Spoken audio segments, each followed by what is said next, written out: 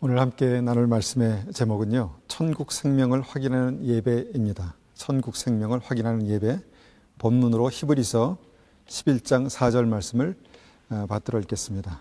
히브리서 11장 4절 말씀입니다. 제가 받들어 읽겠습니다.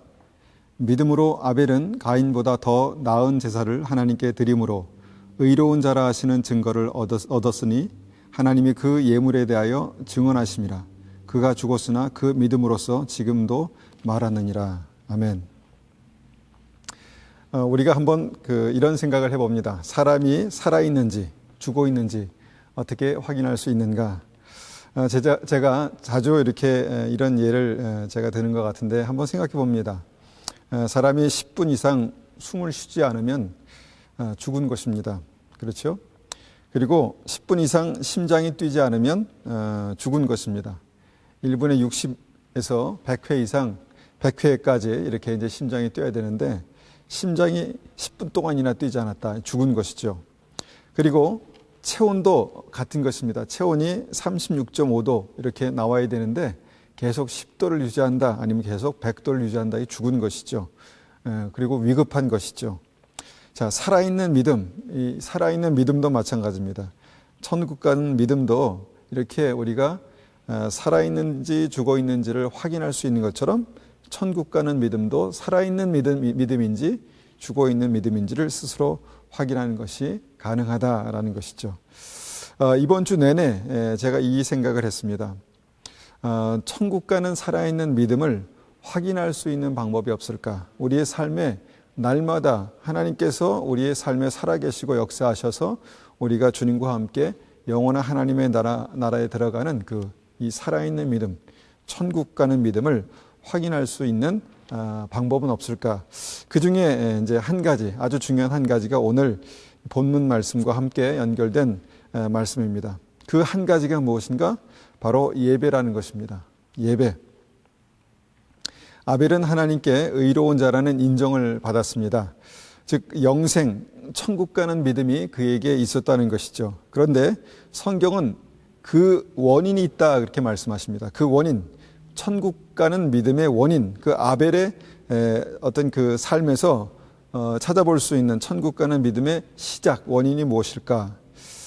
아벨은 하나님께 더 나은 제사를 드림으로 의로운 자라는 증거를 얻었다라고 말씀하십니다. 즉 당시 하나님께 드렸던 제사, 즉 예배죠. 예배가 그를 의롭게 하는 증거가 됐다라는 것입니다. 예배가 온전한 믿음의 증거가 됐다는 것이죠. 그래서 오늘 말씀을 통해서 우리가 생각해 보는 것은 뭐냐면 하루하루 예배가 너무너무 중요하다라는 것입니다. 지금 예배가, 내가 드릴 수 있는 예배가 너무 중요하다라는 말씀입니다. 그런데 그렇게 생각하지 못하면 어떻게 되는가? 우리의 증상이 심각할 수 있다라는 것입니다. 우리의 그 체온이 20도 아래로 떨어지거나 아니면 30도 위로 올라가는 어떤 그런 것 같이 우리가 예배에 대한 어떤 이 중요성을 생각하지 못하는 것은 그 증상이 심각할 수 있다라는 것이죠. 그래서 우리가 이런 생각을 이제 하면서 이제 이렇게 말씀드릴 수 있습니다. 오늘 드리는 예배가 주님의 임재 가운데 드려진 예배가 아니면, 주님의 임재가 없으면, 확인되지 않으면 내게 천국은 확실하지 않다라는 것입니다. 또한 오늘 드린 예배 가운데 주님의 말씀을 듣지 못하면, 하나님께서 나에게 주시는 하나님의 말씀을 내가 듣지 못하면 천국은 확실하지 않다라는 것입니다. 또 오늘 드리는 예배 가운데 내가 하나님께 기도할 수 없으면, 하나님께 전심으로 기도할 수 없으면 우리에게 천국은 확실하지 않다라는 것입니다. 그만큼 오늘 드리는 예배가, 내가 지금 드릴 수 있는 이 예배가 매우 중요하다는 것입니다. 오늘 드린 예배가 살아있어야 내가 살아있다는 그 증거가 된다라는 그런 말씀이죠. 이것을 우리가 말씀으로 한번 확인해 보기 원합니다. 지금 주님 오실 때가 가까운 때에 너무 중요한 말씀이라고 믿습니다. 천국 생명을 날마다 확인하지 않으면 내가 믿음 안에 살아있는가, 내가 천국 가는 믿음이 나에게 있는가, 나에게 천국 생명이 있는가 확인하지 않으면 안 되는데 그 확인할 수 있는 방법이 바로 이 예배 가운데, 지금 내가 드리는 예배 가운데 확인할 수 있다라는 것이죠. 우리가 생각하는 은혜로운 예배가 어떤 것입니까? 은혜로운 예배. 우리가 예배하면 정말 은혜로운 찬양이 있어야 합니다. 그렇죠? 찬양 가운데 내가 은혜 받을 수 있는 예배, 은혜로운 예배죠. 또 은혜로운 말씀이 있어야 합니다. 우리가 말씀을 들으면서 감동이 있고 그렇구나 라는 그런 정말 하나님께서 주시는 감동이 있어야 정말 은혜로운 예배라고 그렇게 이제 우리가 말할 수 있죠. 또한 이왕이면 아름다운 성전에 모여서 많은 사람들이 함께 드리는 예배 가운데 더 큰 은혜가 있을 것 같습니다. 우리는 이런 그 예배에 익숙해져 있습니다. 그리고 이런 예배를 선호하죠. 그런데 우리가 지금 맞닥뜨린 현실은 어떻습니까? 함께 모여서 예배 드리는 것이 쉽지 않습니다. 어렵다는 것입니다. 앞으로는 일시적으로 좀 나아질 것입니다. 이 코로나 사태가 해결되고 진정되고 그러면 이제 함께 모여서 예배를 드리겠죠. 그런데 한번 생각해 보고 싶은 것은 뭐냐면 마지막 때 주님 다시 오실 때 그 믿음의 핍박이 시작될 것이고 또 그 믿음이 점점 더 커지면 지금보다 더 모이기가 힘들 것이다 라는 것입니다. 모여서 예배드리기가 힘들 것이다 라는 것이죠. 우리가 상황이 어려워지면 또 상황이 어려워질 때에 내가 주님 앞에 나와 온전한 예배를 드릴 수 있을까? 나의 예배가 정말 하나님께서 기뻐 받으시는 그런 예배로 드려질 수 있을까라는 것을 우리가 생각할 때 이번 코로나 사태로 우리가 지금 각자의 집에서 온라인으로 드리는 예배가 좋은 연습이 된다라고 믿습니다. 그러면 우리가 이런 어려운 상황, 열악한 상황에서 어떻게 예배가 살아날 수 있는가? 하나님께서 받으시는 온전한 예배를 드릴 수 있을까? 이런 생각을 하면서 우리가 성경을 찾아봅니다.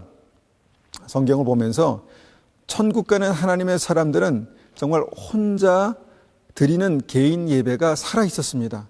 소수 혼자 드리는 예배, 특별히 혼자 드리는 예배가 살아 있었다는 것이죠. 창세기를 보면 첫 번째 예배의 모습을 우리가 보게 됩니다. 가인과 아벨의 예배입니다. 가인과 아벨의 예배. 가인과 아벨은요, 각자 있는 곳에서 혼자 예배를 드렸다라고 성경은 말씀합니다. 창세기 4장 1절에서 5절까지 말씀을 찾아보겠습니다. 창세기 4장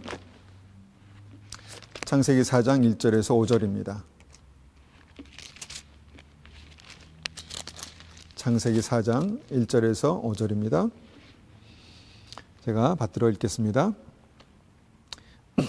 아담이 그의 아내 하와와 동침함에 하와가 임신하여 가인을 낳고 이르되 내가 여호와로 말미암아 득남하였다 하니라. 그가 또 가인의 아우 아벨을 낳았는데 아벨은 양치는 자였고 가인은 농사하는 자였더라. 세월이 지난 후에 가인은 땅의 소산으로 제물을 삼아 여호와께 드렸고 아벨은 자기도 양의 첫 새끼와 그 기름으로 드렸더니 여호와께서 아벨과 그의 제물은 받으셨으나 가인과 그의 제물은 받지 아니하신지라. 가인이 몹시 분하여 안색이 변하니. 거기까지 읽겠습니다. 자, 이 말씀에서 보면 아담의 두 아들 가인과 아벨은 하나님께 예배하는 자였습니다. 아마도 그 예배를 아담으로부터 배웠겠죠. 하여튼 이 아담의 두 아들 가인과 아벨은 하나님께 예배 드릴 수 있는 예배 드리는 자였다는 것입니다. 아벨의 예배는 어떠한가? 그런데 이 말씀 보니까 아벨의 예배를 우리가 보면 아벨의 예배는 하나님께서 받으셨는데 가인의 예배, 가인의 제사는 받지 않으셨다 그렇게 말씀합니다. 정확히 말하면 가인의 제물과 가인은 받지 않으시고 아벨의 제물과 아벨은 받으셨다라고 그렇게 말씀합니다. 즉 그의 어떤 그 아벨의 예배를 받으시고 가인의 예배를 받지 않으셨다는 말씀이죠. 우리가 이 말씀을 통해서 우리가 한번 생각해 볼 수 있는 것은 뭐냐면 하나님께서 받으시는 예배가 있고요. 하나님께서 받지 않으시는 예배가 있다는 것입니다. 우리가 무조건 예배를 드리면 당연히 하나님께서 받으시겠지라고 생각하고 그것은 당연한 거고 그 다음에 뭡니까? 그 다음에 내가 그 예배를 통해서 은혜를 받는가? 받았나? 못 받았나? 이제 그거를 생각하죠. 거기에 더 많이 사람들의 생각이 집중되어 있습니다. 그러나 이 말씀을 통해서 우리가 확인해 보는 것은 하나님께서 받으시는 예배가 있고요. 하나님께서 받지 않으시는 예배가 있다라는 사실, 더 중요한 사실입니다. 그리고 하나님께서 받지 않으시는 예배의 결과가 이제 말씀에 나와 있습니다. 창세기 4장 6절에서 8절입니다. 창세기 4장 6절에서 8절까지 말씀입니다. 제가 받들어 읽겠습니다. 여호와께서 가인에게 이르시되 내가 분하여 함은 어찌 됨이며 안색이 변함은 어찌 됨이냐. 내가 선을 행하면 어찌 낯을 들지 못하겠느냐. 선을 행하지 아니하면 죄가 문에 엎드려 있느니라. 죄가 너를 원하나 너는 죄를 다스릴지니라. 가인이 그의 아우 아벨에게 말하고 그들이 들에 있을 때에 가인이 그 아우 아벨을 쳐 죽이니라. 여러분, 가인의 예배가요 실패했습니다. 그런데 그 예배의 실패는 그냥 단지 예배의 실패로만 끝나지 않았다는 것입니다. 예배의 실패는요, 죄를 이길 수 없는, 죄에 정말 우겨쌈을 당하는 그런 믿음이 되어버립니다. 예배의 실패로 가인의 마음속에 이 넘쳐나는 미움, 분노를 주체할 수가 없었다는 것이죠. 이것이 죄와 사단의 역사입니다. 이것이 어두움이죠. 그리고 가인은 그 마음의 죄를 다스리지 못하여서 결국 아벨을 쳐 죽였다라는 것입니다. 그리고 가인은 어떻게 됐을까요? 유다서 1장 11절 보면 이 가인에 대해서 이렇게 말씀합니다. 화 있을진저 이 사람이요 가인의 길에 행하였으며 싹스를 위하여 발람의 어그러진 길로 몰려갔으며 고라의 패역을 따라 멸망을 받았다. 자, 가인이 멸망을 받았다 이렇게 말씀합니다. 천국까지 못한 믿음에 실패져 있다라는 것이죠. 무엇입니까? 가인이 결국 지옥 갔다는 것입니다. 무엇 때문에요? 그가 실패한 예배 때문에 그렇게 됐다는 것입니다. 여러분, 이 가인이 드렸던 예배, 이 예배의 실패가 정말 인생의 믿음의 실패의 원인이 되었다는 이 중요한 사실을 우리는 결코 잊으면 안 됩니다. 하나님께서 가인의 예배를 받지 않으셨고 가인도 그 사실을 알았다는 것입니다. 하나님께서 가인의 예배를 받지 않으셨는데 가인도 그 사실을 알았다는 것입니다. 우리가 드리는 그 예배가 하나님께서 연락하시는 예배인가, 받으시는 예배인가, 이 사실을 저는 알 수 있다라고 생각합니다. 어떻게 알 수 있는가? 우리가 예배를 드리고 나서 예배를 드릴 때 마음속에 실망감, 열등감, 좌절감, 미움, 이 어두움이 더 강력하게 역사한다면 우리가 예배를 드리지만 우리의 삶 가운데 이런 어두움이 강력하게 역사한다면 우리가 그 어두움에 정말 우겨쌈을 당한다면 우리는 그 예배에 성공한 예배자가 아닐 수 있습니다. 우리가 예배를 드릴 때요, 하나님의 빛이 임하고 생명의 빛이 임하고 하나님의 생명이 우리 안에 역사할 때요, 우리 그 모든 어둠을 물리치는 역사가 나타나게 되는 것이죠. 그것이 정말 이 하나님께서 받으신 예배의 결과라고 말할 수 있습니다. 여러분, 이 가인이 드린 이 예배에 대한 성경의 기록은요, 아주 단편적인 기록이라고 봅니다. 가인이 예배를 한 번만 드렸을까? 아니었을 것입니다. 가인이 여러 차례 예배를 드렸을 것입니다. 그런데 결정적으로 그때 정말 가인이 그 예배를 통해서 뭔가 살아나지 않았다는 그 증거가 이제 마지막 이 성경의 기록, 이 창세기의 기록이라고 볼 수 있습니다. 여러분, 성경은 가인이 드린 예배의 그 한 예를 통해서 가인의 믿음의 실패의 원인은 예배의 실패였다라는 너무너무 중요한 진리를 우리의 마음속에 그렇게 각인시켜주고 있다라고 믿습니다.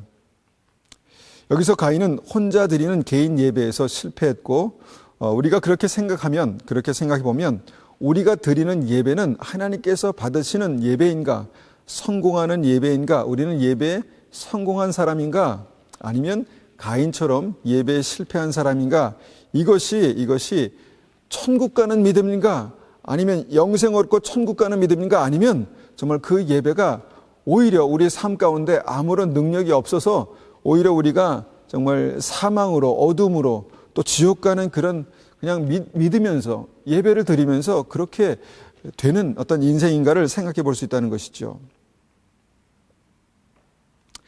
여러분, 왜 가인이 예배에 실패했다고 생각하십니까? 어떻게 예배를 드리면서 가인이 예배에 실패했을까? 가인이 예배를 드렸지 않습니까? 자기 소삼을 가지고 예배를 드렸는데 가인이 예배에 실패했습니다. 그렇다면 왜 어떻게 예배의 실패자가 되었는가를 한번 생각해 봅니다. 저는 충분히 성경을 통해서 이 가인의 예배의 실패 원인을 찾을 수 있다고 봅니다. 왜 그랬을까? 여러분, 이 가인은요, 예배에 대한 하나님의 생각이 있을 거 아닙니까? 예배에 대한 하나님의 생각과 가인의 생각이 달랐다는 것입니다. 하나님의 방법과 가인의 방법이 달랐다는 것입니다. 하나님의 목적과 가인의 목적이 다를 수 있습니다. 예배를 통해서 그렇게 될 수 있었다라고 우리가 볼 수 있습니다. 여러분, 다시 말하면 하나님의 말씀이 예배의 기준입니다. 하나님의 진리의 말씀이 예배의 기준이죠. 그런데 하나님의 말씀이 예배의 기준이 되지 못했다라고 생각해 볼 수 있습니다. 구약의 예배의 시작은요, 우리가 아담의 범죄로 말미암아 하나님께서 양을 잡아서 그 양의 희생을 통해서 아담의 부끄러운 것들을, 아담과 하와의 부끄러운 것들을 가려 주신 것으로부터 이 희생의 제사, 이 예배가 시작되었습니다. 그래서 우리가 양을 잡아, 구약의 양을 잡아서 예배를 드릴 때마다 우리가 하나님 앞에 얼마나 부끄러운 죄인인가를 다시 한번 생각하게 되고 회개하게 되고 그 보혈로, 그 피로 그 죄를 씻는 어떤 그런 것이 예배라는 것이죠. 그런데 문제는 가인은 생업으로 농사를 지었다 그렇게 말합니다. 곡식을 이제 키웠다는 것이죠. 그리고 아벨은 양을 키웠습니다. 그렇게 해서 이제 생각해 본다면 예배를 드릴 때마다 문제가 되었다는 것입니다. 번거로운 일이 생겼습니다. 왜냐하면 가인에게는 양이 없었습니다. 그러면 어떻게 하면 될까요? 그러면 자신의 곡식으로 아벨의 양을 사서 예배하면 되겠죠. 그런데 뭔가 그게 껄끄러웠다는 것입니다. 불편했다는 것이죠. 그래서 아벨은 정말 이 가인은 그가 하나님께서 원하시는 방법대로 양을 잡아서 그 피로 속죄하는 그 예배를 드리지 못했습니다. 드리지 않았습니다. 이것이 이제 레위기 구약의 그 제사를 보면 피 뿌리는 속죄의 제사를 이제 예배의 기본으로 본질로 삼고 있는 것이죠. 그래서 가인의 예배는요, 자기의 생각대로, 자기의 마음대로, 자기의 중심대로 그렇게 드렸던 그런 예배라고 볼 수 있습니다. 그래서 가인의 예배는 받지 않으셨다라고 하나님께서 말씀하시는 것입니다. 이 시대의 많은 크리스천들에게요, 익숙한 예배가 있습니다. 그 익숙한 예배가 뭐냐? 그것은 은혜 받는 예배입니다. 내가 편하게 앉아서 내가 뭔가 안락하게, 내가 기쁘게, 내가 감사하게 예배를 드리는데, 여러분, 사실은 드리는 것에 초점이 맞춰져 있는 것이 아니라 은혜 받는 것에, 축복 받는 것에 초점이 맞춰져 있기 때문에 정말 가인이 드리는 그 예배의 어떤 그 모습과 어떤 면에서 굉장히 흡사하다, 닮았다 이렇게 볼 수 있는 것이죠. 예배는 분명히 하나님께 희생을 드리는 그런 예배가 되어야 되는데, 그런 예배가 그 예배의 핵심이 아니라 은혜 받고 축복받고 내 삶과 내 가정이 잘 되고 받는 예배가 그렇게 그 예배의 핵심이 되어버린 것, 이것이 이제 뭔가 사람의 중심에 맞게, 사람의 생각에 맞게 세팅되어지는 어떤 예배를 우리가 생각해 볼 수 있는 것입니다. 이것이 우리가 이 시대에 다시 한번 예배에 대해서, 믿음에 대해서 생각해 봐야 될 그런 문제라고 볼 수 있습니다. 다시 말하면 가인은 자기의 생각으로, 자기의 중심대로 그렇게 예배를 드렸고 하나님께서 그 예배를 받지 않으셨다라는 것입니다. 위험한 것입니다. 하나님께서 받지 않으시는 예배를 드린다는 것은 위험한 것입니다. 여러분, 우리가 이것을 분명히 알아야 합니다. 내가 드리면 무조건, 내가 앉아서 찬송하면, 내가 앉아서 기도하면 무조건 하나님 받으시겠지, 이건 아닙니다. 여러분, 하나님께서 받지 않으시는 예배가 분명히 있습니다. 혹시 우리가 그런 예배에 익숙해져 있다면 우리는 여기서 돌이켜야 합니다. 하나님께서 받으시는 온전한 예배를 어떻게 우리가 드릴 수 있을까를 고민해 봐야 한다는 것입니다. 그래서 가인의 예배는 그렇게 실패한 예배고, 그 실패한 예배가 원인이 돼서 가인의 인생, 믿음의 인생은 실패한 인생이 되었다라는 것입니다. 이것이 성경의 결론입니다. 여러분, 이와 같은 예들은 성경에서 많이 찾아볼 수 있습니다. 너무너무 중요한 예들이죠. 하나님께서 택하시고 기름 부으셔서 이스라엘의 왕으로 세우신 사울을 우리가 압니다. 사울도 실패한 예배자였습니다. 예배에 실패한 사람이었습니다. 하나님의 말씀이 예배의 기준이 되지 못한 또 다른 예를 우리는 사울을 통해서 보게 됩니다. 사무엘상 13장을 보면 블레셋과의 전쟁을 치르기 전에 사울은 예배를 드려야 했습니다. 하나님께서 그에게 예배를 원하셨죠. 그런데 예배의 시기와 방법이 문제가 됐습니다. 사울은 자기의 생각대로, 하나님의 생각과 다른 자기의 생각대로 그 예배를 강행합니다. 예배를 드렸습니다. 그런데 하나님께서 그 예배를 받지 않으셨습니다. 이 첫 번째 예배의 실패죠. 그 다음에는 사무엘상 15장에서 아말렉과의 전쟁을 치르죠. 아말렉과의 전쟁을 치른 후에 하나님은 그가 그 전쟁에서 얻은 모든 노획물, 모든 짐승들을 잡아 죽여서 하나님께 예배를 드리라, 드리는 것으로 그렇게 해라라고 말씀하셨습니다. 그런데 이 부분에서 우리가 조금 설명이 더 필요하지만 그는 그렇게 하지 않았습니다. 그는 하나님께서 말씀하시는 대로 그렇게 하나님께 예배를 드리지 않았다는 것입니다. 자기의 생각, 분명한 생각과 자기의 의도가 하나님의 생각과 하나님의 의도와 달랐다는 것입니다. 그리고 사울은 여기에서 또 한 번 예배의 그 실패자가 된 것이죠. 여러분, 여기서 사울의 예배의 실패는 예배의 실패로만 끝났습니까? 그렇지 않습니다. 그 결과가 사무엘상 15장 23절입니다.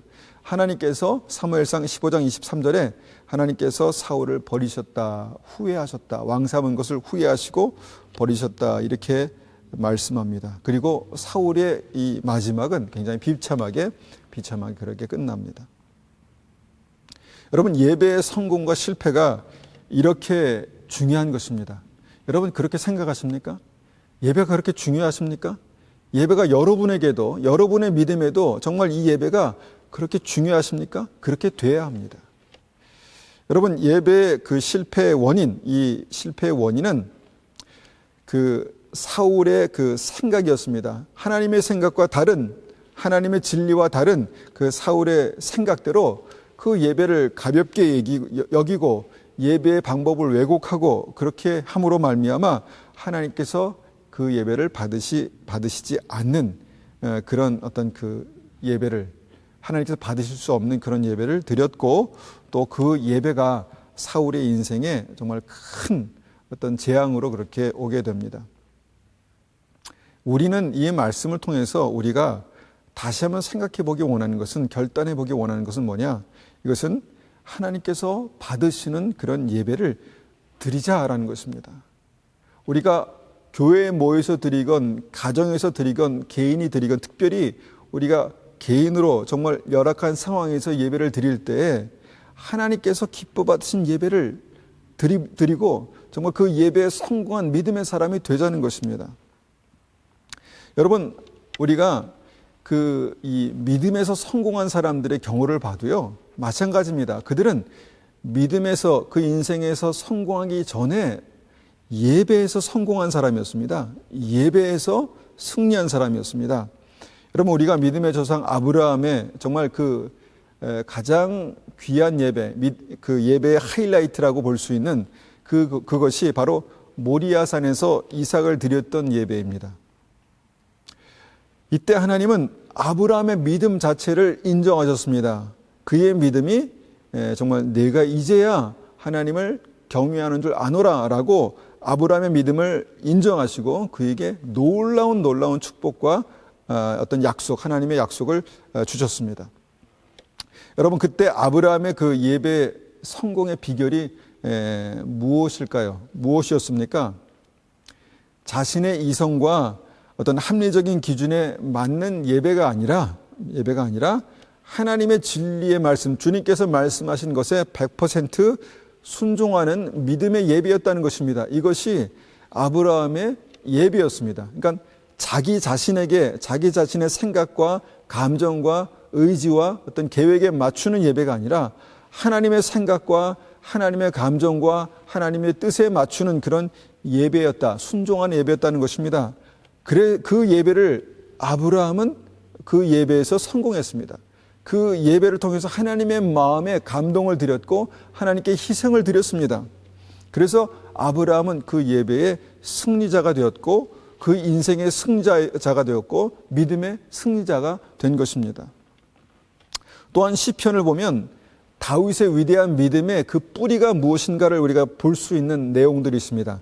다윗의 그 믿음, 다윗을 보니 내 마음에 합한 자로다 말씀하신 그 다윗의 믿음의 그 뿌리에는 뭐가 있었을까요? 이것을 알 수 있는 것이 시편 84편 2절의 말씀입니다. 시편 84편 2절입니다. 시편 84편 2절. 내 영혼이 여호와의 궁정을 사모하여 쇠약하며 내 마음과 육체가 살아계시는 하나님께 부르짖나이다. 여러분, 이 말씀을 보면 얼마나 하나님의 임재, 하나님의 그 임재를 사모하면 그 마음이 쇠약해질까? 여러분, 그런 경험을 해보셨습니까? 너무너무 예배드리고 싶다. 너무너무 정말 하나님께서 정말 그 임재하시는 예배 가운데 예배드리고 싶다라는 그 생각 때문에 어떻게 그 마음과 육체가 그냥 쇠약해질 수 있을까요? 아마 이제 어떤 그 강렬한 그 다윗의 예배에 대한 주님 앞에 예배 드리고자 하는 그 열정에 대한 표현이겠죠. 그런데 그만큼 간절했다는 것입니다. 그만큼 예배의 간절함이 있었다는 것이죠. 시편 84편 10절에도 그런 다윗의 마음을 이렇게 표현합니다. 10절입니다. 주의 궁정에서의 한 날이 다른 곳에서의 첫날보다 나은즉 악인의 장막에 사는 것보다 내 하나님의 성전 문지기로 있는 것이 좋사오니. 좋은 집에서 모든 것을 누리며 사는 것보다 그냥 하나님의 집에 성전 문지기가 좋다. 이렇게 이제 다윗이 말하는 것이죠. 주님의 임재가 있는 그 하나님의 전을 사모하는, 주의 궁정을 사모하는 다윗의 마음을 다시 한번 볼 수 있는 그런 대목입니다. 여러분, 다윗이 어떻게 주님 마음에 합한 자가 되었을까요? 무슨 말씀인가 하면 하나님의 생각과 다윗의 생각이 같았다는 것입니다. 예배를 통해서 하나님의 생각과 다윗의 생각이 같아졌다는 것이죠. 그래서 하나님께서 다윗을 사랑하셨습니다. 똑같은 마음으로 다윗도 하나님을 사랑했고 그 온전한 사랑으로 합해진 것이 예배가 되었고 그것이 갈망이 되었고 그것이 마음의 쇠약함이 되었다라고 성경은 말씀하는 것입니다. 그래서 다윗은 그렇게 예배에 성공한 사람이 되었습니다. 예배에 성공한 사람이 되어서 그 삶에 어떤 일이 나타났습니까? 그의 인생에 성공하는 역사들이 나타났고 그 믿음에 성공하는 일들이 나타났습니다. 다윗을 보니 내 마음에 합한 자로다. 이것이 다윗의 예배의 결과입니다. 그래서 우리가 다시 한번 이 말씀들을 종합해서 보면 믿음의 핵심은요, 예배의 성공에 있다는 것입니다. 특별히 지금은 개인 예배를 말씀하는 거죠. 개인 예배를 우리가 한번 집중해서 보는 것입니다. 개인 예배의 성공은요, 내 인생의 성공과 직결되어 있습니다. 내가 열악한 상황에서, 어려운 상황에서 지금 개인이 또 가정에서 드리는 이 예배의 성공과 실패가 너무너무 중요하다라는 그 말씀을 지금 드리는 것입니다. 지금 우리가 함께 모여서 예배 드리기 어려운 시점에서요, 앞으로 우리가 주님 오실 때가 더욱더 가까워지면서 믿음의 핍박이 있을 것입니다. 교회의 핍박이 있을 것입니다. 그런데 그때가 되면 더 모이기가 어려워지겠죠. 더 함께 은혜스러운 예배를 드리기가 어려워지겠죠.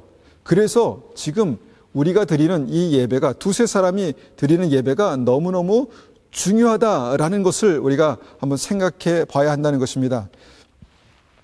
여러분, 우리가 정말 살아있는 믿음을 볼 수 있는, 확인할 수 있는, 내가 받는 은혜, 내가 받은 감동에 속지 않고 하나님께서 받으시는 감동, 하나님께서 받으시는 예배를 드릴 수 있는, 이것을 할 수 있는 지금 때가 바로 이때다라고 우리가 생각해 볼 수 있는 것이죠. 여러분, 개인 예배에 대해서 우리가 한번 생각해 보면서 여러 가지 한번 이 말씀들을 다시 이제 볼 수 있는데요. 여러분, 사도 바울이 교회를 핍박하기 위해서 다메섹으로 가는 길에서 주님을 만났죠. 얼마나 정말 그의 인생의 그 지난 날들이 후회스럽고 정말 하나님 앞에 온전한 회개로 나아가야 되겠다, 그런 생각을 했을까 생각해 봅니다. 일단 주님을 만났습니다. 주님을 만나고 나서 사도 바울이 어디로 갔습니까? 바로 제자들과 합류하고 믿음의 사람들과 합류해서 예배를 드렸나요? 그렇게 하지 않았습니다. 사도 바울은요, 예수님을 만난 후에 바로 아라비아 광야로 갔습니다. 아라비아 광야로 가서 3년을 있었습니다. 갈라디아서 1장 17절을 보면은 그가 회심한 후에 먼저 사도된 사람들을 만나러 예루살렘으로 가지 아니하였다. 그리고 아라비아 광야로 갔다라고 그렇게 분명히 말씀하는 것이죠. 그 광야에서 바울이 3년 동안, 여러분 물론 하나님의 성령께서 그를 인도하셨겠죠. 근데 3년 동안 머물면서 뭘 했을까요? 광야에서 3년 동안 머물며 뭐를 할 수 있었을까요? 여러분 같으면 만약에 우리가 바울의 처지에서 그렇게 극적으로 예수를 만난 다음에 여러분 무엇을 했을 것 같습니까? 물론 회개했겠죠. 간절히 주님, 내가 교회를 핍박하고 믿음으로 살지 못한 것을, 예수님을 나의 구주로 그렇게 영접하고 살지 못한 것을 용서해 주십시오라고 간절히 회개했겠죠. 주님을 만났으니까 정말 그 기도가 살아났을 것입니다. 그리고 그를 찾아오신 주님을 찬송했겠죠. 구원의 주님을 찬양합니다. 그렇게 찬송했겠죠. 그리고 아라비아 광야에서 이런 일들이 반복되었을 것입니다. 무슨 말인가 하면 바울은 아라비아 광야에서 주님의 임재 앞에 드리는 예배가 살아났을 것이다 라는 것입니다. 주님 앞에 앉아서 주님 앞에 머물러서 회개하고 기도하고 찬송하고 또 주의 성령께서 말씀하시는 것을 듣는 그 예배, 혼자 머물러서 드리는 그 예배가 살아 있었을 것이다 라는 것을 충분히 우리가 생각해 볼 수 있습니다. 그래서 여기 그 사도 바울의 아라비아 광야의 3년을 우리는 한마디로 예배의 삶이다 라고 그렇게 말할 수 있습니다. 예배의 삶이었다. 광야가 예배 처소가 되고 그 광야의 예배가 정말 개인 예배가 살아있었다. 예배의 삶이었다라고 말씀드릴 수 있을 것 같습니다. 다른 사람의 눈에는 어땠을까요? 다른 사람의 눈에는요, 사도 바울의 어떤 그 3년의 그 광야 3년은 마치 허송세월하는 것처럼 보였을 것입니다. 광야에서 뭐해? 예수님 만나면 뭔가 해야 될 거 아니야? 예수님 만나면 복음을 전하고 예수님 만나면 제자들과 함께 연합해서 뭔가 사역을 해야 되지 않나? 이렇게 생각할 수 있었는데 그것보다 더 시급한 문제가 있었다는 것이죠. 그것이 뭐냐? 개인의 예배가 살아났어야 했습니다. 개인의 기도가 살아나고 개인의 감사가 살아나고 개인의 예배, 바울의 그 개인의 예배가 살아났어야만 했습니다. 그것이 3년 동안의 광야의 시간이었다라는 것이죠. 이것이 바울이 혼자 드렸던 그 예배고 바울은 이 예배에서 성공한 예배자가 되었다라고 우리가 생각해 볼 수 있습니다. 이와 비슷한 사례가 또 있죠. 요한계시록을 기록한 사도 요한입니다. 사도 요한은 그 믿음 때문에 반모섬에 유배를 당했던 사람입니다. 여러분, 반모섬, 그 당시 반모섬은요, 로마 제국의 아주 중범들을 유배하는 장소였습니다. 감옥이었습니다. 그리고 그 유배지에는 정말 험한 일을 하는 채석장이 있었다고 합니다. 그래서 채석장에서 강제 노역을 하면서 그렇게 그 감옥처럼 유배했던 곳이 바로 이 반모섬이었다라는 것이죠. 그런데 여러분, 사도 요한이 그 혼자 그렇게 유배지에서 뭘 할 수 있었을까 한번 생각해 봅니다. 뭘 할 수 있었을까요? 둘 중에 하나였을 것입니다. 내가 믿음으로 살다가 이렇게 되었으니 원망과 좌절과 자포자기, 한탄 뭐 이런 것을 할 수 있었겠죠. 그리고 또 반면에 뭘 할 수 있었을까요? 혼자 하나님 앞에 머물러 예배할 수 있었다는 것입니다. 기도하고 찬송하고 주님의 말씀을 듣고 주님 앞에 나아갈 수 있었다라는 것을 우리가 생각해 볼 수 있습니다. 여러분, 요한이 그렇게 할 수 있었다라는 것에 대한 확신이 무엇일까요? 여러분, 요한은요, 그 예배 가운데 하나님의 말씀을 들었습니다. 진리의 성령의 말씀을 들었죠. 그것이 뭡니까? 요한계시록입니다. 요한계시록을 반모섬에 있을 때 주님께서 주시고 그것을 성경으로 그렇게 기록했다는 것입니다. 여러분, 놀라운 일 아니겠습니까? 어떻게 이것이 가능했을까? 사도 요한이 반모섬에서 예배에 승리하는 그런 역사가 있었다. 하나님의 임재 앞에 나아가는 예배자가 되었다라는 것을 우리가 다시 한번 여기서 확인해 볼 수 있는 것이죠. 여러분, 예배가 살면 사람이 삽니다. 예배가 살면 가정이 살아납니다. 예배가 살면 사명이 살아납니다. 예배가 살면 그의 미래가 살아납니다. 예배가 살면 그의 삶의 천국의 문이 열립니다. 예배가 살면 주님과 영원한 삶, 주님과 영원히 사는 삶이 지금부터 시작되는 것입니다. 여러분, 그래서 예배가 굉장히 중요합니다. 바울과 실라가 복음을 전하다가 감옥에 갇혔습니다.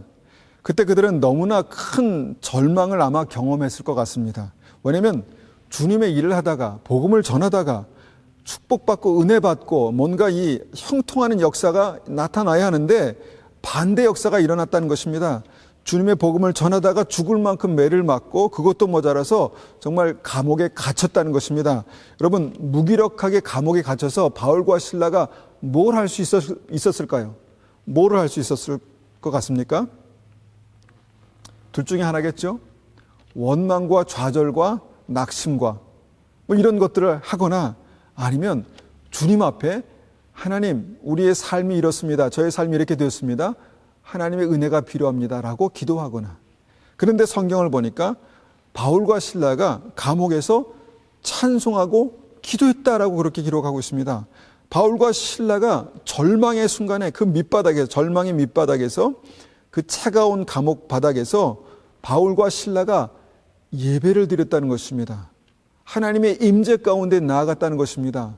바울과 실라의 예배가 살아 있었다는 것입니다. 특별히 바울과 실라가 두 사람이 모여서 드리는 그 예배가 정말 하나님의 임재 가운데 드려지는 성공하는 예배였다라는 것입니다. 여러분, 그렇게 성공하는 예배가요, 바울과 실라의 인생을 다시 바꾸는, 다시 반전의 역사를 일으키는 그런 어떤 그 전환점이 됩니다. 바울과 실라가 하나님 앞에 기도하고 찬송하며 예배드렸을 때 여러분, 그때 감옥문이 열리고요, 감옥을 지키던 간수가 회개하고 그의 모든 가족이 구원받는 역사가 나타나고요, 바울과 실라는 다시 자유의 몸이 되어서 복음을 전하게 됩니다. 여러분, 예배가 살아나야 모든 것이 살아납니다. 예배가 살아나면 모든 것이 살아납니다. 여러분, 이 시대는 받는 예배, 즉 내가 축복과 은혜와 감동을 받는 예배가 너무 익숙해져 있습니다. 그래서 그 감동을 받을 수 없으면 예배를 드릴 수 없는 것처럼 그렇게 생각하게 됩니다. 여러분, 이 시대는요, 너무 목사 의존적인 믿음을 갖고 있습니다. 이 시대는요, 너무 설교 의존적인 믿음을 갖고 있습니다. 교회 의존적인 그런 믿음에 익숙해져 있습니다. 물론 목사도 중요하고요, 하나님의 말씀을 전하는 목사도 중요하고 또 그리스도의 몸인 교회도 중요합니다. 그리고 그 가운데 하나님의 은혜와 축복과 감동도 중요합니다. 그러나 그것이 나를 살리는 본질은 아닙니다. 나를 살리는 본질이 아닙니다. 우리가 집중해야 될 본질이 아닙니다. 우리가 집중해야 되는 것은 그 예배 가운데 임재하시는 하나님이십니다. 그 예배 가운데 좌정하시는 하나님에 우리가 집중하게 되는 것이 바로 예배입니다. 그래서 예배의 핵심은 나를 드리고 나를 받으시는 하나님께 나의 희생을 드리는 그런 예배가 우리의 삶 가운데 진정한 예배, 우리가 집중해야 할 그런 예배입니다. 그런 예배, 그 예배의 우선순위를 우리가 꽉 붙들고 주님 앞에 나아갈 때요, 예배가 살아날 때요, 여러분, 나의 모든 것이 살아나는 것입니다. 여러분, 큰 감동과 은혜가 있어도요, 내가 아무리 좋은 교회와 좋은 목회자와 함께 예배를 드려도요, 내가 좋은 예배자가 되지 못하면 우리의 믿음은 아무것도 아닐 수 있습니다.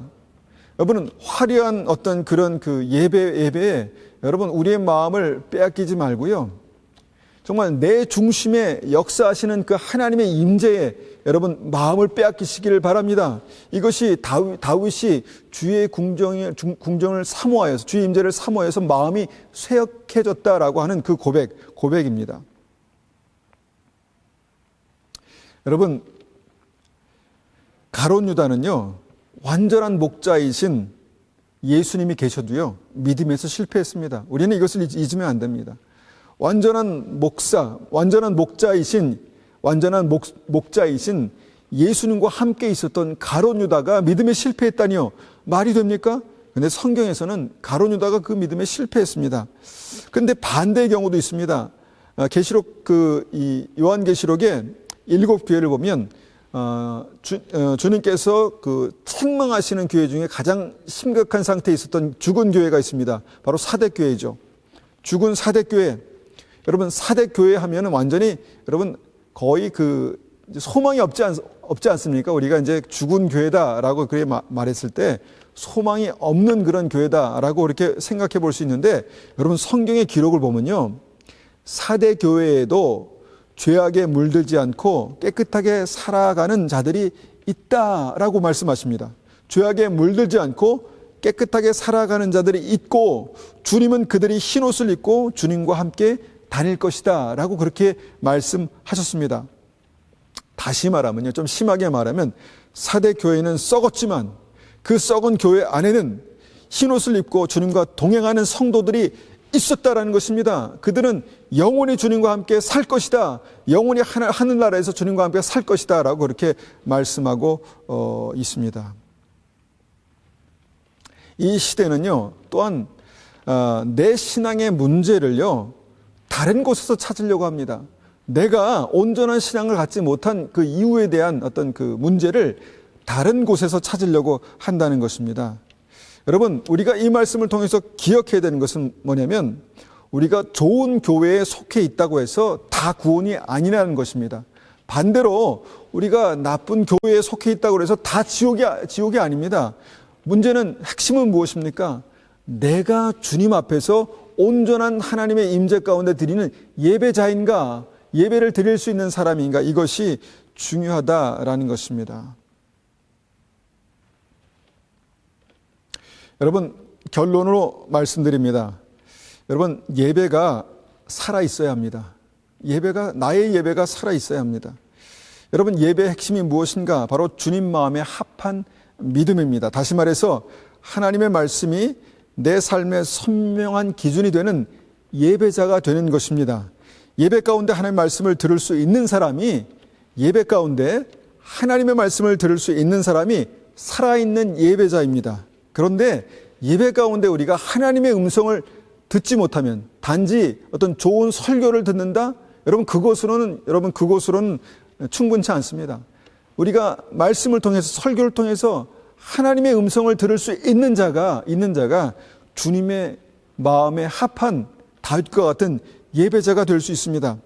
여러분, 그래서 우리가 지금 드릴 수 있는 이 예배를 소중히 여기는 다윗과 같은 그런 마음이 굉장히 중요하다라는 것입니다. 우리가 비록 지금은 인터넷으로 연결해서 모이지만, 지금 우리 가족이 하나님의 임재 앞에 있다라는 분명한 인식, 분명한 확신이 필요합니다. 그 믿음이 필요하고, 그것을 위해 간구하고 기도하는 은혜가 우리에게 필요합니다. 우리가 그런 예배를 간절히 사모하고, 그런 하나님의 말씀이 살아나는 그런 은혜가 우리에게 있으시기를 간절히 축원합니다. 예배가 살면 모든 것이 살아납니다. 감옥 같은 절망이 한순간 복음과 생명으로 바뀔 수 있습니다.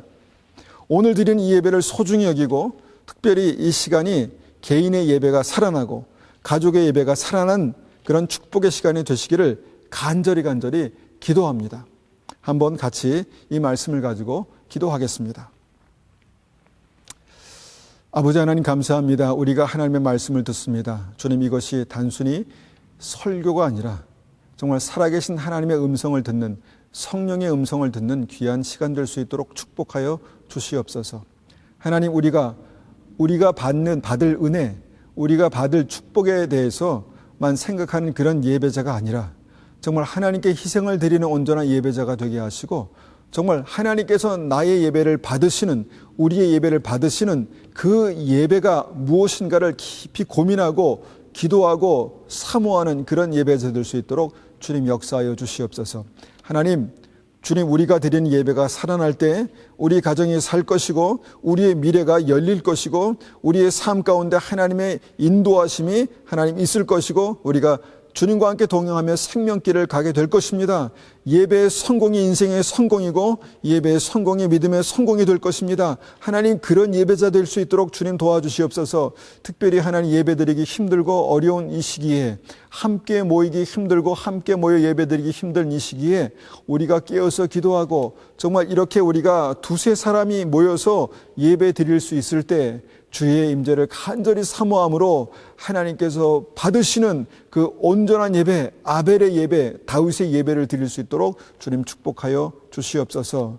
주님 감사합니다. 예수님의 이름으로 감사하며 기도드렸습니다. 아멘.